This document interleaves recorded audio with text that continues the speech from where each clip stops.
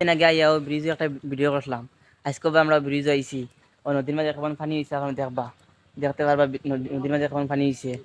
আমি দেখাই আপনার ক্যামেরা দিয়া। আমরা এখন রেগুলার ম্যাচ বের করি, তা বেতলায় নদীর মাঝে পানি হয়েছে দেখতে পাত্রানি।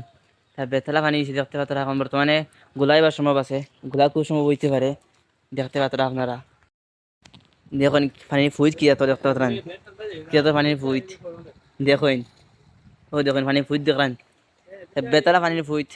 তা খুব সম্ভব গুলা হইব দেখতে পারবা। গুলা হইলে আমি আবার ভিডিও করবো। ও ওটা পানির মাঝে তারা কিলাম মানে নৌকা দিয়ে পার হইতে রাখতাম। ও দেখুন পানির মাঝে দেখো গাও দেখুন কিলা দেও দেখান ও দেওর মাঝে মানুষ কিলা হইতে রাখতাম। দেখুন আমি জুম করে দেখাই আর মোবাইল ক্যামেরা এটা বাধা না দেখাই আর জুম করিয়া দেখুন।